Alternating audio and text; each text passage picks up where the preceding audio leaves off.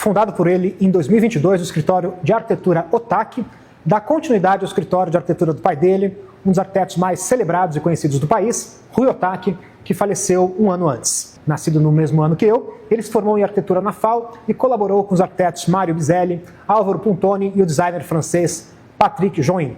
De 2008 a 2017, trabalhou com o pai, filho de ninguém menos do que Tomi Otaki. Assina os próprios projetos desde 2005 e em 2011 fundou o próprio escritório de arquitetura e design, agora transformado no escritório Otaki. No Se Meu Inconsciente Falasse de hoje, Rodrigo Otaki.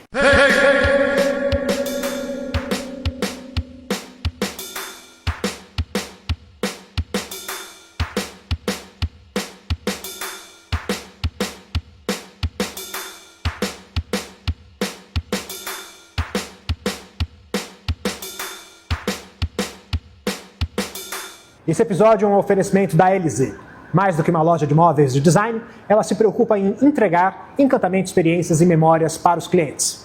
Com o DNA carioca, a LZ oferece produtos assinados por designers e marcas que dispensam a apresentação, como Estúdio Bola, Humberto da Mata, Giacomo Tomasi e Cristiana Bertolucci. Com 6 pontos de venda no Rio de Janeiro e um 7º a caminho, a LZ conta com centro de distribuição próprio, estofaria exclusiva, pronta entrega e centro de manutenção. São diferenciais que se somam à customização de produtos e à exclusividade na representação de marcas renomadas. O braço corporativo da LZ decora mensalmente cerca de 30 empreendimentos, de edifícios residenciais de grandes incorporadoras até restaurantes, shoppings e hospitais. Outro braço da LZ é a LZ Mini, que vende móveis e itens de decoração para quartos de crianças. Recentemente, a LZ Corp ganhou um escritório em São Paulo, nos Jardins. Qual a memória mais antiga que você tem da infância? Eu me lembro muito bem, aos sábados pela manhã, eu morava no Planalto Paulista, na Avenida Moacir. E eu acordava cedo e eu gostava muito de ficar desenhando. E eu desenhava muito as fachadas das casas da rua. Já era uma coisa bem arquiteto, né? Eu devia ter uns 5, 6 anos. E talvez eu relembre disso porque 4 anos atrás, quando eu desmontei o apartamento do meu pai após a morte dele, eu reencontrei alguns desses desenhos. E eu acho que está aí. Uma das memórias mais antigas minhas, e outra é em Serra Negra. Minha avó materna, Regina, tinha uma casa da família lá, que a gente passava os verões com 5, 6 primos da família Vaz, que é a família maternal, e eram períodos de muito afeto. Então acho que são essas duas mais antigas memórias que eu tenho. E a memória mais feliz dessa época? Provavelmente era eu pulando na piscina gelada de Serra Negra, de boia de braço. Eu era muito feliz ali. E eu tenho uma memória também muito feliz, que foi quando meu pai me levou no The Waves. Muita gente não vai lembrar do The Waves, que foi um dos primeiros parques aquáticos, né? Era o projeto dele, inclusive. Ah, é? Não é? E ele me levando e eu descendo no tobogã vermelho. Uma memória muito feliz que eu tive ali também. E quando eu tinha 8 anos eu morei no Japão com a minha mãe, quase 3 anos. E foi um período muito feliz na escola de lá. O ensino lá é público e bastante universal e abrangente, não para formar alunos, mas para formar cidadão. E foi muito importante e fui muito feliz lá também. E como é que você descreve a sua infância, sendo filho de arquiteto, neto de uma artista plástica, sobrinho de um supergestor de arquiteto, né, cultural? Na época eu não sabia, né? Eu não sabia da importância. É muito curioso, porque eu cresci ali na casa da Tomi, que é uma casa toda feita de concreto, e para mim era uma casa normal. Entendendo que o concreto sempre foi o normal para mim, né? Eu não sabia que era uma casa especial. Hoje em dia eu tenho mais esse conhecimento. Na época, eu sabia que meu pai era um arquiteto, que fazia coisas legais pela cidade, que minha avó pintava obras bonitas, mas minha mãe também é arquiteta, né? Eu fui tomar esse conhecimento mais para frente. O importante foi naquela época que eu recebi muito do lado da minha mãe afeto, a presença, né? Eu morava com ela. E do lado do meu pai, repertório. Isso foi muito importante, porque desde muito pequeno ele me levava para conhecer cidades, obras, ver natureza. Então, isso foi fundamental para mim. Como é que era a sua família? Como é que você descreve a família quando você veio ao mundo, assim? Quando eu vim ao mundo, minha família já era separada. Minha mãe e meu pai foi um namoro rápido. Eu não sou acidente, foi uma decisão consciente dos dois. Mas quando eu nasci já eram separados então o meu convívio era 6 dias por semana com a minha mãe e meu pai me buscava aos domingos, tanto a mim quanto a minha irmã, que eu tenho uma irmã par de pai, a Elisa. E aí nós íamos na casa da Tomi. Então, essa família moderna, que é mais dos núcleos individuais do que da família tradicional, né? De nada foi tradicional, minha família.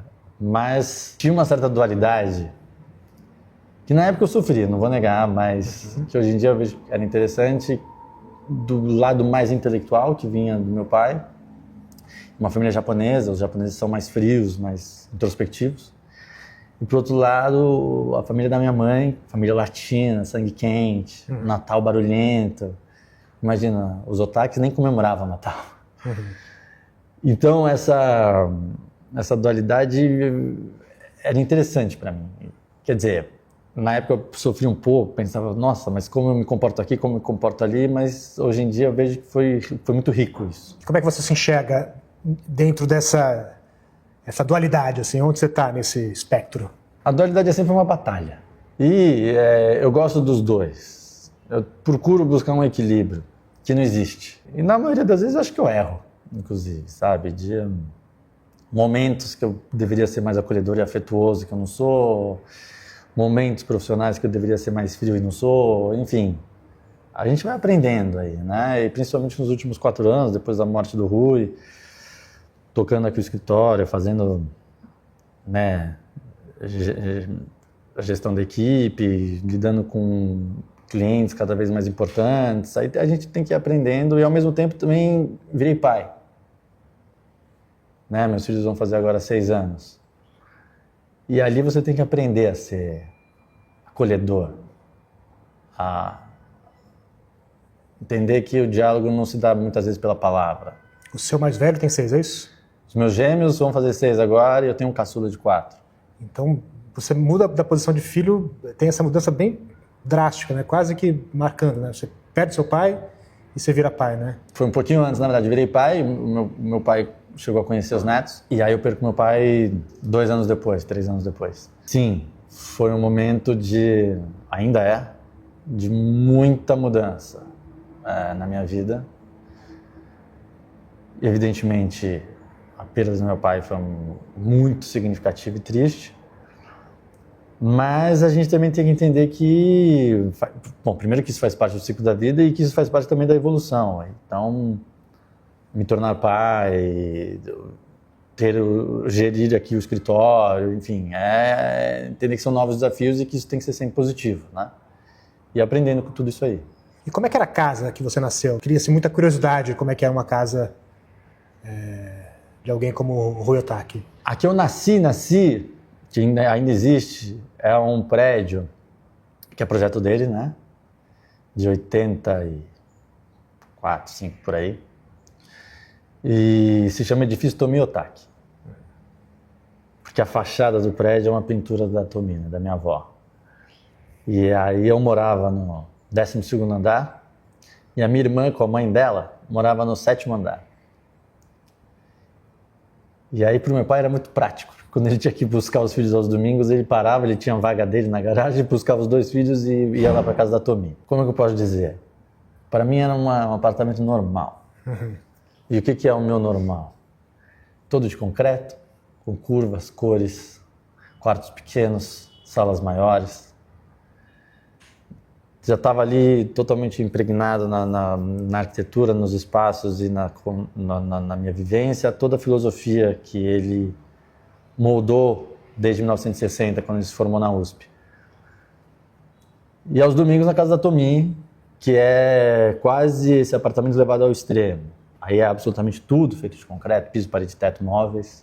Os quartos são os menores que eu já vi, e espaços de convivência enormes, e junto o ateliê da Tomi, né? Então eu cresci muito nesses espaços. E como era para você, assim, ir na casa de alguém que, enfim, sei lá, tinha azulejinho, aquele azulejinho mais antigo, uma coisa meio colonial? Como é que você via essas outras casas, enfim, que eram, obviamente, o oposto de tudo isso que você está descrevendo, né? Eu achava divertido, eu achava diferente. Mas, de novo, eu também tinha o contato com a família Vasca, minha família maternal, da minha avó Regina, que era muito mais tradicional, a casa de Serra Negra, que era uma casa de telhado, de telha, piso de madeira, meio colonial.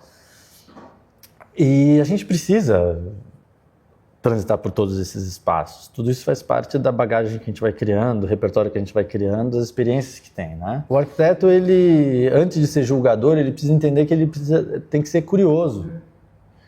E que ir nesses espaços faz parte do aprendizado. E que sempre tem alguma coisa para você aprender, inclusive naquilo que você não gosta, para não repetir o erro.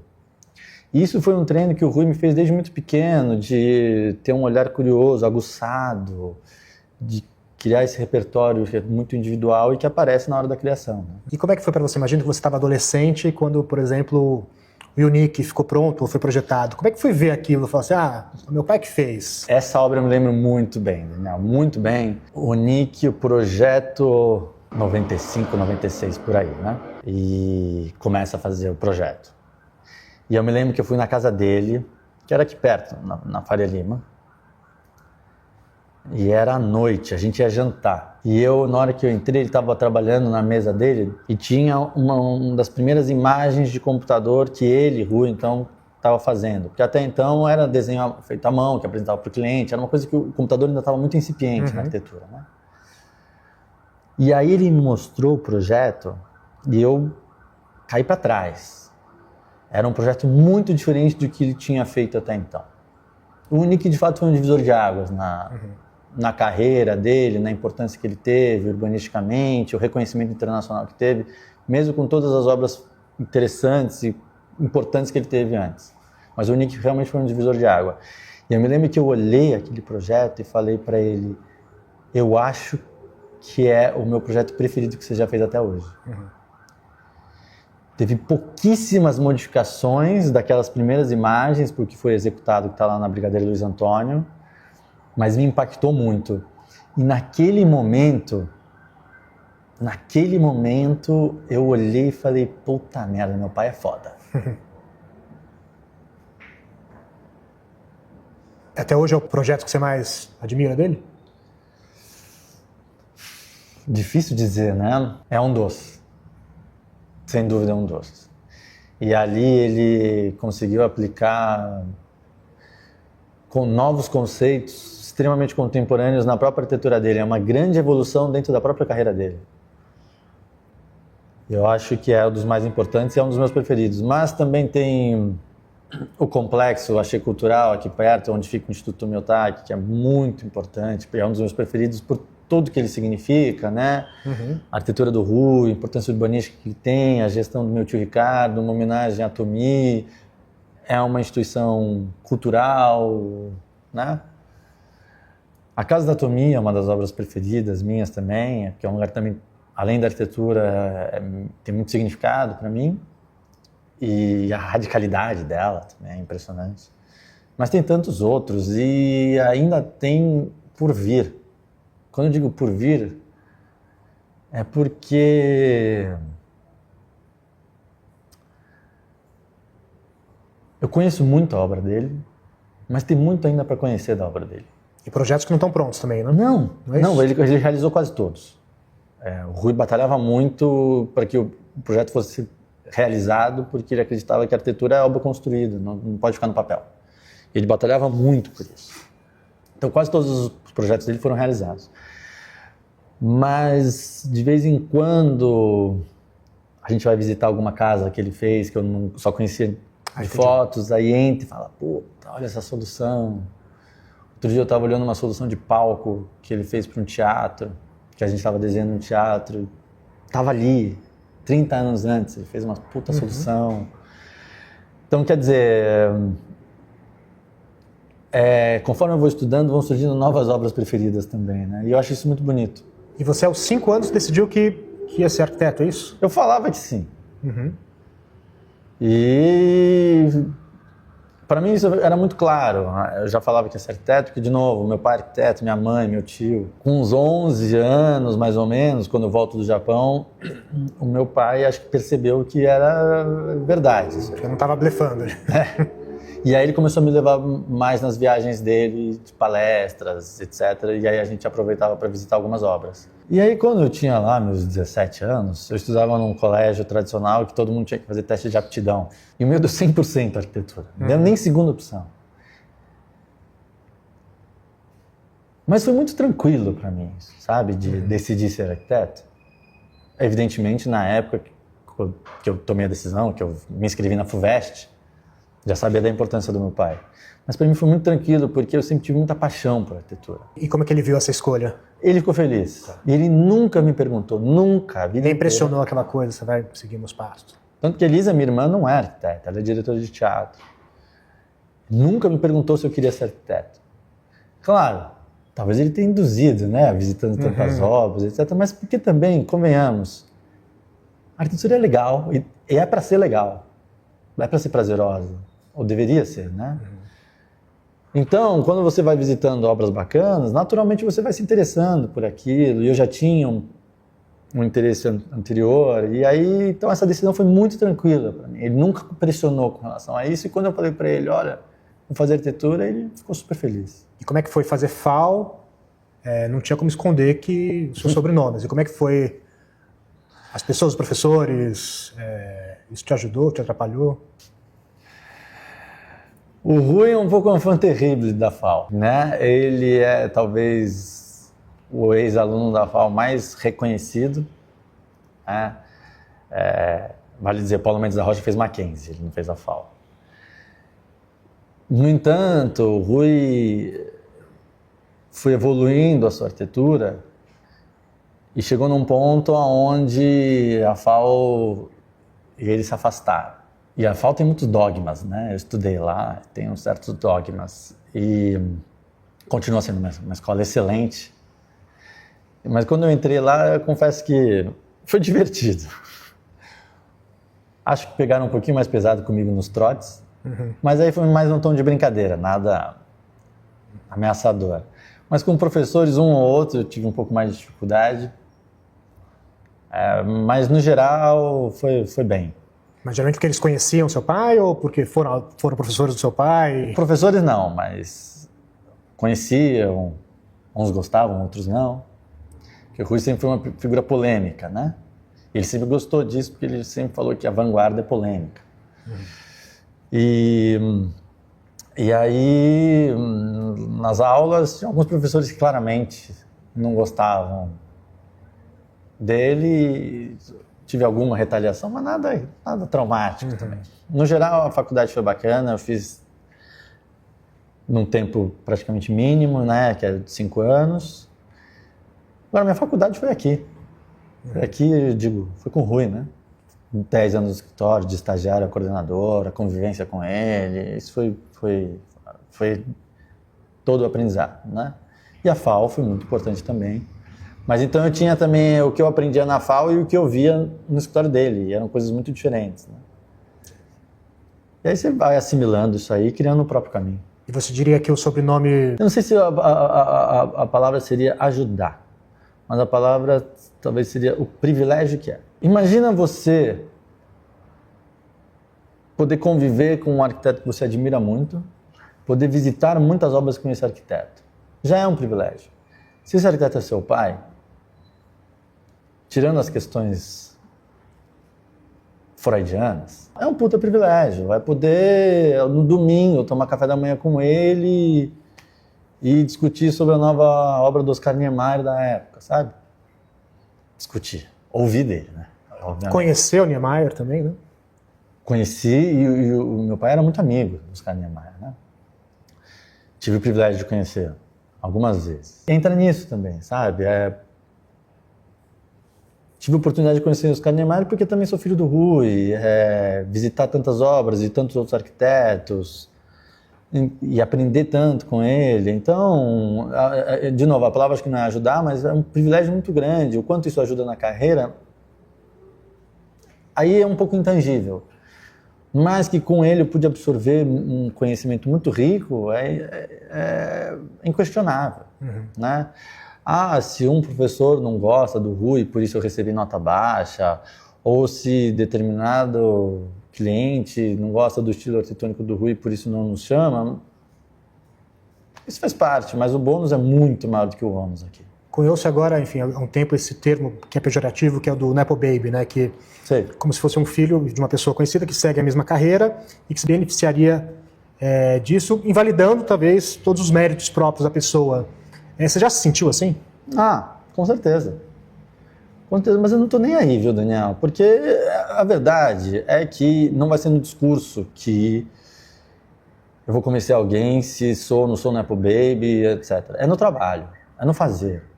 E aí tem equipe aqui, tem a gente trabalhando arduamente, fazendo um trabalho de formiguinha, honesto, para fazer uma arquitetura, e não só arquitetura, de qualidade, que a gente se orgulhe, que tenha alguma importância cultural para o Brasil, que tenha uma força de permanência, que não seja uma coisa de tendência, que seja algo atual, mas com uma visão para o futuro, que contribua para quem vai conviver naquele lugar, mas também para quem esteja no entorno, então também tem uma importância urbanística, mesmo que local.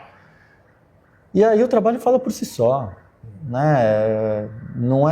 Acho que não é no discurso, é no fazer. E como é que tem sido comandar esse escritório? E se puder falar um pouquinho também da transição, da mudança do nome, e por quê, e o que mudou desse escritório, né? Pois né, eu trabalhei 10 anos com ele, aí eu saí porque eu queria fazer meus próprios projetos. Lá por 20, assim, a gente tinha umas conversas, 2020, né? A gente tinha umas conversas de como, de repente, juntar. Eu não encontrava solução para como que poderia ser essa junção, porque eu achei, se eu me juntar, eu vou ser engolido por ele. Mas ele pensava em sucessão de alguma forma, assim, não? Acho que ele não pensava em sucessão, mas ele pensa... Acho que sim. Acho que ele pensava assim em sucessão. Mas, ao mesmo tempo, ele era muito centralizador. Então, quer entregar o bastão, mas fica segurando também, sabe? E eu sabia que se eu entrasse, eu ia ser engolido, porque era um escritório muito maior do que o meu, que era só eu. E eu já estava com os gêmeos nascidos, queria ter alguma flexibilidade de horário... sem abrir mão de trabalhar bastante, fazer projetos de qualidade, mas ter uma certa flexibilidade. E com ele era segunda a sábado, das 9 às 19, enfim. E aí eu pensei, como que isso vai acontecer? E não encontrei uma solução, aí ele ficou doente. E o câncer levou ele em 6 meses, foi um processo bastante rápido. Então, nesse momento, eu tive que tomar uma decisão, né, sobre o que fazer com o escritório. E eu cheguei a tomar a decisão de fechar o escritório dele. Porque era um escritório muito em cima da figura do Rui, profundamente autoral, todo mundo que entrava buscava o Rui. E aí um amigo que, quando soube, me deu uma bronca, falou, não, você não vai fechar? E se você tem questões com seu pai, vai resolver na sua analista, né? Coisa que eu já estava fazendo há 5 anos, hoje 10. E te resolveu? Nunca resolve, você sabe disso, mas a gente vai melhorando.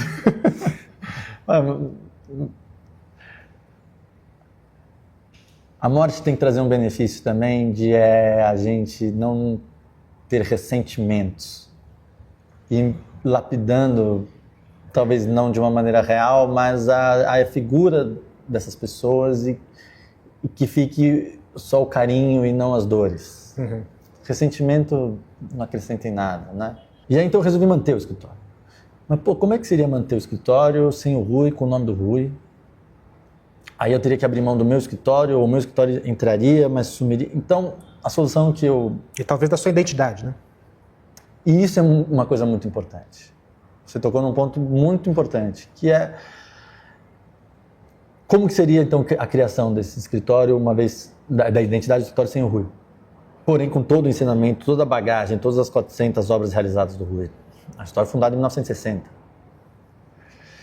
E aí eu entendi que poderia ser somente Otaki o nome, porque aí entenderiam que é uma continuidade do escritório Rui Otaki, porém sem o Rui. E ao mesmo tempo não quis colocar meu nome, porque senão o Rui Otaki virar Rodrigo Otaki. Eu achei que não caberia, que não é uma questão de substituição, não é uma questão de substituição, é uma questão de continuidade. Otaki vem desde a Tomi, com trabalho, etc. Então é um sobrenome que tem um reconhecimento na área cultural aqui no Brasil e que poderia representar esse novo momento de um escritório, sabe? Que tem todo esse passado, mas é um escritório que, e principalmente respeitando o ensinamento do Rui, é se manter atual, se manter contemporâneo. Então não é que o Rui, na arquitetura dele, ele teve uma ruptura. Não, ele teve uma evolução. Ele foi um arquiteto moderno, que na época era arquitetura moderna, um arquiteto contemporâneo, quando a arquitetura em voga era a arquitetura contemporânea. E o escritório tem que continuar, né, nessa evolução, não pode ficar estagnado do que foi a última fase dele. E então, a supressão do nome Rui, tirar o Rodrigo, também é um representante disso, mas além disso, o escritório de uma história muito vertical, que era o dele, centralizado na figura do Rui, hoje em dia é uma história muito mais horizontal, onde a equipe participa da criação. Ele não deixava participar, não era ele. Era ele. E dentro disso tinha toda a genialidade, as soluções que ele criava, mas era só ele que participava, que fazia a criação. E até o espaço físico aqui você mudou por conta disso, né? Exatamente, para também representar isso, que é um espaço aberto. Eu sempre quis mostrar também o mobiliário que ele desenhava, que era uma coisa muito pouco conhecida, e eu sempre gostei de desenhar mobiliário, e nós da equipe também desenhamos, então aqui tem um pupurri disso. E uma única mesa que toda a equipe senta para também representar esse momento que é mais horizontal, que todos participam da criação, colaborativo, que é uma coisa também mais contemporânea. Na época, eu não culpo o Rui não, na época tinham esses pilares, né, dos grandes mestres. Hoje em dia a coisa é mais colaborativa, mais horizontal. Você vê os grandes escritórios, raramente são centralizados em uma figura, né? Pode até eventualmente levar o nome do arquiteto, mas quando você vai lá visitar, você vê que é muito mais horizontal e colaborativo. E isso é uma das maneiras contemporâneas de criar. Porque traz novas soluções, novas visões, todo mundo é mais novo do que eu, então também novas preocupações. E com isso, misturando com o DNA, principalmente criado pelo Rui, arquitetônico, o escritório se mantém atual e olhando para frente, né? Não continuidade também. A continuidade, não vira um escritório olhando somente para o passado. É entender que tem esse passado, mas que tem que continuar olhando para o futuro como o Rui sempre fez. E você diria que é coincidência você e ele terem a mesma profissão? Eu não acredito em coincidência, né? Filho de arquitetos, a arquitetura sempre fez parte da minha vida, então é um caminho, né, que nem eu vou trilhando, que meus pais foram trilhando e que eventualmente os anteriores a eles, né? Por exemplo, sou casado com uma curadora de arte, Ana Carolina, e a gente vai muito a ver exposições. Isso de alguma maneira pode influenciar na decisão dos meus filhos de que eles querem seguir. Pode virar um advogado na frente? Tudo bem, e tudo bem. Mas a formação que vem desde antes do nascimento até, eu não tenho dúvida que influencia nisso. Então não é uma coincidência, é um pouco os caminhos que vão sendo criados pelos nossos antepassados, já vão criando o nosso caminho, né? Então naturalmente, o Rui que vivia, respirava, bebia e comia arquitetura, esse era o meu assunto com ele. Essa era a minha convivência com ele, essa era a minha troca com ele. A troca com o meu pai não era do carinho físico, era principalmente em cima da arquitetura, que era o assunto preferido dele. E aí, naturalmente, fui para a arquitetura. Então, acho que não é coincidência também. É claro, eu também quis isso, mas não foi coincidência, foi vontade. Você diria que esses fins de semana, os dias que você ficava com eles, a arquitetura servia de polo de contato, assim, de ponto de contato? Mas sem dúvida. Mas sem dúvida. Ele me trazia artigos, me trazia revistas, me levava para ver uma obra em São Paulo. Às vezes ele falava assim, filho, hoje ao invés de vir me buscar 1h30, me pega 12h30 que eu quero ver um lugar lá. E às vezes porque ele queria ver. E aí ele me levava e a gente via juntos, sabe? Então, é muito rico isso, é um puta privilégio. E aí ele gostava muito de discutir. Falar sobre arquitetura, ele amava falar, sabe? Mas não era só isso que a gente falava também aos domingos, né? Naturalmente. Basicamente era sobre cultura, né? Ricardo e Tomi muito mais ligado às artes. Elisa ligado à dramaturgia. E política. Política se falava muito também lá em casa, né? Então, era em torno disso. Tudo isso também faz o arquiteto, né? O arquiteto, ele não pode ser especialista, sabe? Ele tem que ser, de alguma maneira, generalista no sentido de compreender um pouco da sociedade, um pouco do psicológico das pessoas, porque, afinal, ele está fazendo espaço que as pessoas vão habitar, a convivência com as pessoas, como que é o relacionamento, mas também de ser um técnico, enfim, é uma profissão que eu sou absolutamente contra ser especialista. Ela precisa ser ampla, porque morar num espaço, estar numa casa, não pode ser puramente técnico.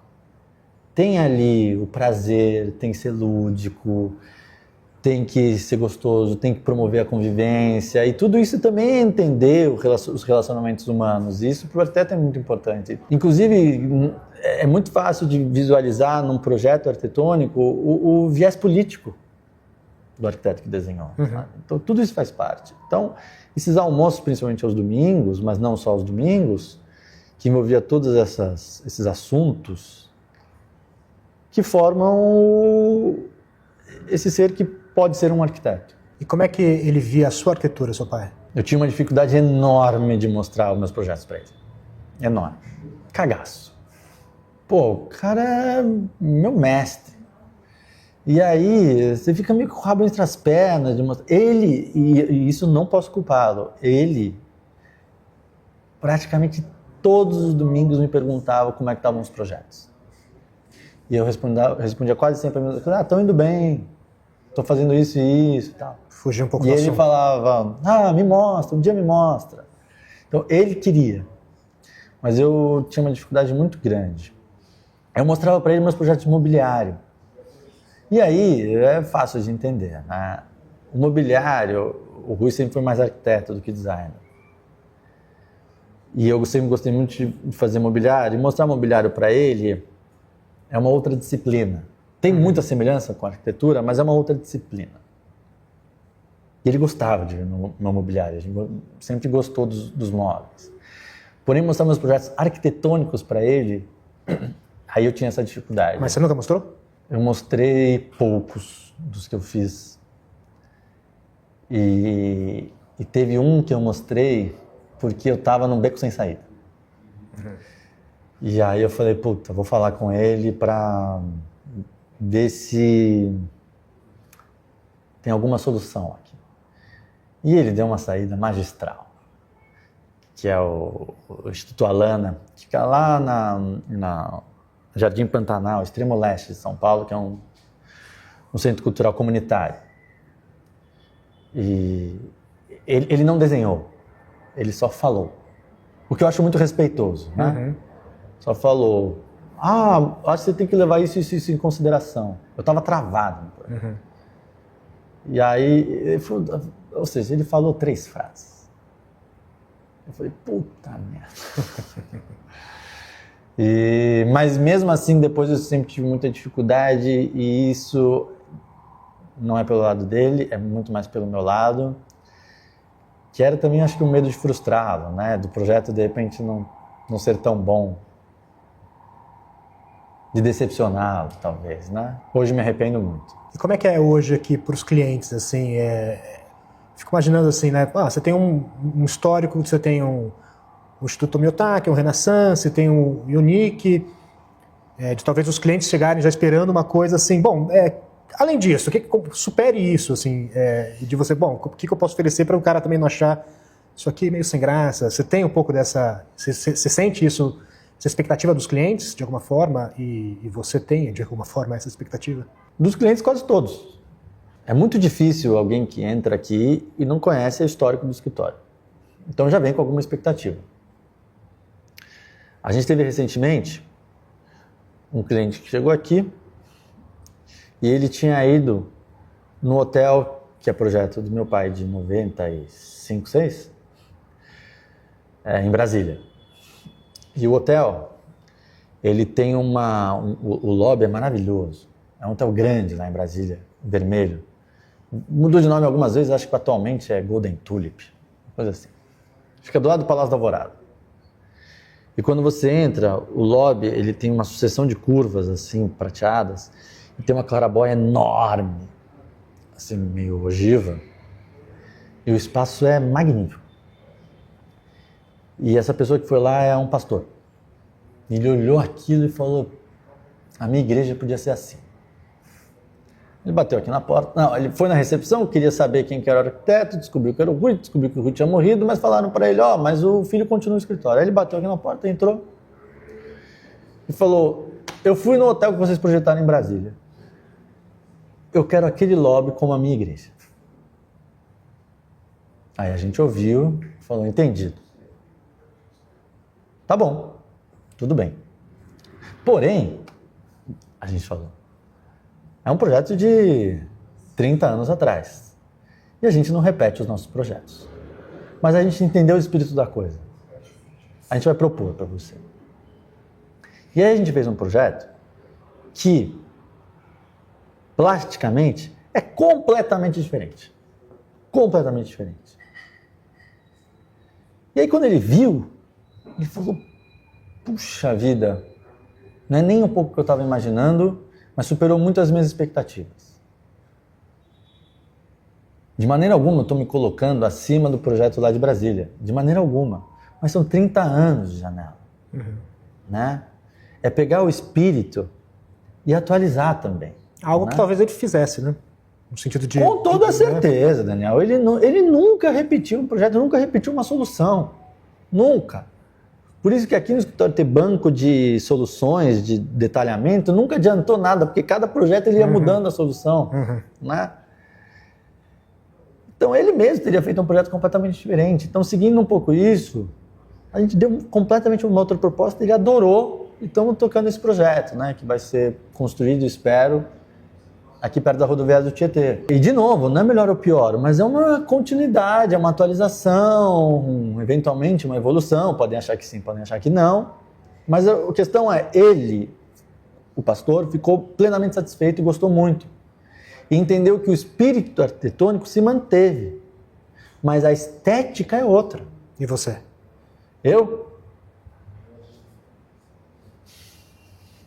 O arquiteto precisa entender que fazer arquitetura é lidar com frustração. Por que eu digo isso? Quando a gente começa a criar, quando que é o momento de parar de criar? Não existe. Esse momento não existe. Quando que você olha e fala, essa obra está pronta? Não existe. A gente é chato no detalhe, a gente sempre acha que pode melhorar, porque sempre pode. A questão é que existe prazo. E ainda bem que existe. É verdade. E existe prazo porque a gente tem que pagar as contas. Se não fosse o prazo, a obra nunca é entregue. A obra, o projeto, eu quero dizer. Então, a gente tem que lidar com uma frustração primeira, que é, bom, não dá mais. Precisamos seguir adiante, porque senão eu não entrego para o cliente não paga, e fecha o escritório. Então, é entender que o momento de parar, ele é forçado. E não é porque o projeto está pronto, necessariamente. Aí você desenha. Tem que lidar com todos os desejos ali do cliente, que envolvem desde o que ele gosta, do que ele não gosta, se o entorno dele gosta ou não gosta, se opina ou não, financeiramente se aquilo dá para realizar, se não dá para realizar, tecnicamente se dá para realizar, não dá para realizar. Então tem uma série de questões. Suponho que todas elas estão resolvidas. Começa a obra. Obra é um pepino atrás do outro e soluções que a gente vai ter que ir ajustando no dia a dia. Aí a obra dura, vamos dizer, 1 ano, se for uma obra rápida. Do momento que você foi chamado e começa a criar até essa obra ser entregue, passou o quê? 1 ano e meio? 2? 10 anos? Nesse período, O arquiteto, ele é outra pessoa, ele já tem novos conhecimentos, abandonos, novidades, etc.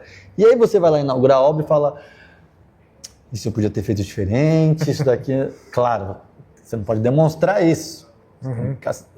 Tem que ficar satisfeito, e principalmente o cliente tem que ficar satisfeito, mas a gente tem que entender que faz parte. O sentimento recorrente é esse dessa frustração. Claro, o orgulho pela obra tem que estar acima, mas a frustração faz parte, faz parte. Então, mesmo dessa igreja, quando a gente apresentou, cada vez que eu olho eu falo, faz parte. Mas fique, claro, muito contente com o resultado, muito contente que ele gostou do resultado, muito contente com a equipe que apresentou também essa solução com conjunto, enfim. E agora vamos ver quando realizar. Aí você me chama de novo para conversar sobre essa obra daqui a alguns anos. Sim. E da Tomi, o que mais você lembra dela? A Tomi era muito silenciosa, né? Era uma pequenininha, muito sorridente e muito ouvinte. Silêncio. A Tomi era muito silenciosa. E, ao mesmo tempo, no silêncio dela, ela era muito acolhedora e afetuosa. À sua maneira, profundamente oriental. E a Tomi era fazedora. Né? Ia pintando, não estava nem aí. Pintava. Não se importava com tendências, se gostavam ou não gostavam. Ela ia pintando. E essa convivência com ela foi um grande aprendizado de uma troca tácita, silenciosa, carinhosa e muito intuitiva. O quanto ela trabalhava nas obras dela, usando a intuição, era um poder gigantesco, eu acho. E isso ela transmitiu, sem nunca ter falado esta palavra, muito forte para todos que vieram depois, né? Rui, Ricardo, Elise e eu. E isso daí, da intuição, é muito com o que a gente trabalha, né? De toda essa bagagem que a gente vai tendo ao longo da vida, das experiências, dos aprendizados, isso vai virando um repertório que vai, de alguma maneira, lapidando também a sua intuição. E é usando essa intuição que a gente faz as criações, né? E é como a Tomi fazia. E isso foi inestimável, assim. Então esse convívio com ela foi muito bacana. E a sensibilidade dela, sabe? Tomi era muito unânime, as pessoas gostavam muito dela, sabe? Chamada de Dama das Artes, sim. Representou o Brasil, as artistas mulheres brasileiras, ela nem era brasileira, na inauguração do MASP, quando veio a Rainha Elizabeth II, enfim. Tomi era realmente especial. Não sei se eu já te falei, mas o meu primeiro emprego foi no Instituto Tomi Otaki. Eu sei. Como monitor do setor educativo, e lá pelas tantas me mandaram organizar as gravuras que ela tinha. Na casa? Que tinha lá. No Instituto, que ainda tem. No Instituto. Enfim, eu lembro de ter essa estreia profissional. E eu ia te perguntar, quando que você se deu conta, enfim, de que ela tinha essa importância para as artes plásticas? Assim? Eu me lembro. Foi quando teve a Bienal do Paulo Herkenhoff, o presidente era o Fernando Henrique. E na inauguração da Bienal, teve uma transmissão direta do Fernando Henrique fazendo um discurso de abertura. E o primeiro nome que ele falou foi o da Tomi. E eu me lembro do meu pai cutucando e falando assim, você ouviu? Tomi foi o primeiro nome. E era uma sala muito linda que o Paulo Herkenhoff fez, da Tomi, com as esculturas brancas dela, de tubulares, assim, algumas grandes, algumas que giravam. E naquele dia, engraçado, né, que eu ouvi o presidente falando em primeiro nome dela, eu falei, eu tinha ali 11 ou 12 anos. Tem uma fala que ficou muito famosa da sua avó, que é ela falando da vinda, né, que quando ela sai do navio lá, que trouxe ela de Tóquio, de Kyoto, Kyoto. Né? Kyoto, ela olhou para o céu e sentiu o cheiro do amarelo, né, ela falou, ali, gostei do Brasil, né. De que forma essa trajetória dela, dessa mudança de país, repercute na sua trajetória? Na minha? Bom, Eu não sei nem se eu estaria aqui, né? Se não fosse... O que acontece? A Tomi veio para o Brasil para visitar um irmão. Meu tio-avô que morava aqui. E ela veio junto com outro irmão. Isso em 36. Quando ela chega, e aí tem essa frase bonita que ela falou, que é verdadeira, começa a guerra China-Japão, a guerra do Pacífico. E ela não pode voltar. O irmão com quem ela vem volta e eventualmente morre na guerra. Na sequência da Guerra do Pacífico tem a Segunda Guerra Mundial. Então ela também continua não podendo voltar. Então ela veio a passeio para visitar um irmão e teve que ficar aqui quase 8 anos. Bom, aí o que aconteceu? Ela casou com meu avô aqui, que era o sócio do irmão dela. Eles tinham um pequeno laboratório farmacêutico. Casou com ele. Com ele, ela adquire o sobrenome Otaki, que ela de nascimento não é, Nakakubo. Mas, como toda sociedade patriarcal e machista, a mulher perde o sobrenome e adquire o sobrenome do marido. E aí ela vira Tomi Otaki. Mas até então é a esposa do senhor Otaki e mãe do Rui e do Ricardo, pequenos ainda, né? Dona de casa. E fica aqui no Brasil, quando acaba a guerra, ela só volta a Kyoto para falar para a mãe, minha vida agora é no Brasil, tenho 2 filhos, etc. E a mãe morre, inclusive, durante esse período que ela vai visitar lá. A minha avó era uma caçula de 6 filhos e a única mulher. Aí Tomi volta para o Brasil, né, depois dessa visita à mãe, fica aqui. E aí tem um momento, meados de 50, um pouco mais avançado, que é quando o Rui entra na FAO. O meu avô abandona a família e Tomi se vê ali com um adolescente e um pré-adolescente. E uma pessoa que nunca trabalhou, porque é isso, principalmente a sociedade japonesa é muito machista. A mulher muitas vezes é dona de casa até hoje lá.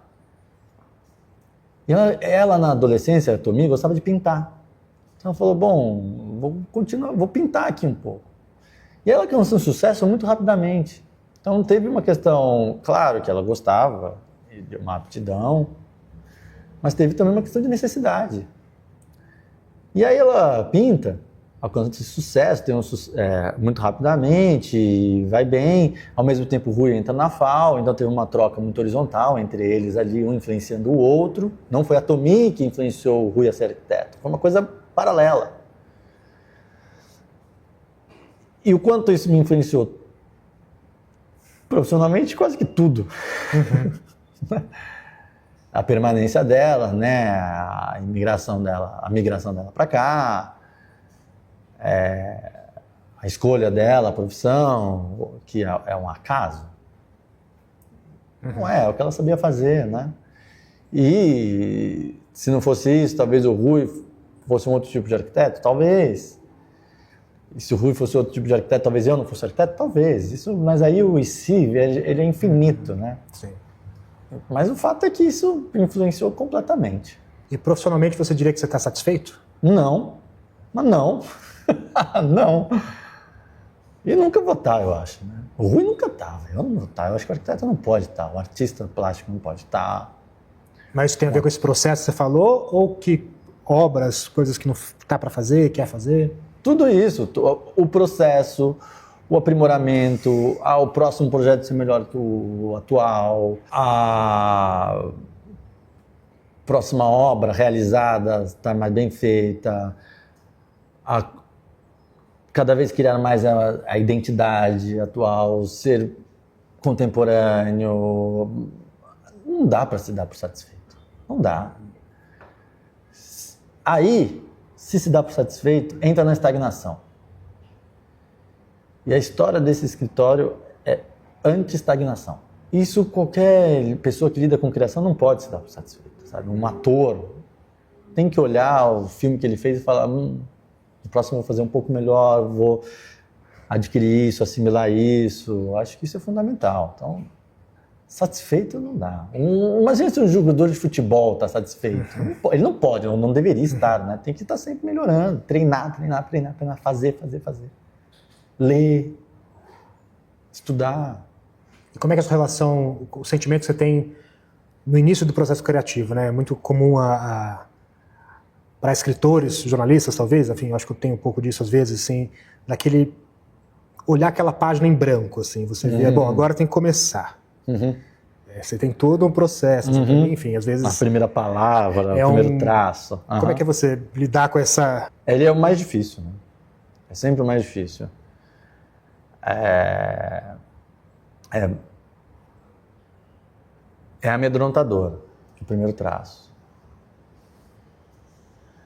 Mas a criação, ela tem que ser constantemente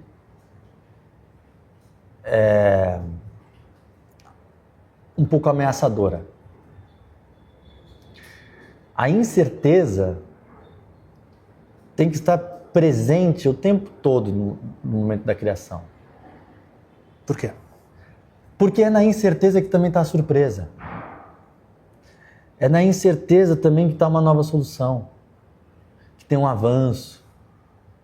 E eu acho que isso é fundamental. Se a gente tem a certeza de tudo, você vai fazendo tudo igual. Ou com muito pouca variação. Se o arquiteto vai com toda a certeza que aquele projeto está perfeito, está errado. Está errado. Ele não pode ter toda a certeza. Ele pode ter algumas certezas, né? Ele pode ter certeza que a cadeira tem que ter essa altura porque é mais confortável para sentar. Até aí tudo bem, porque aí é uma ergonomia.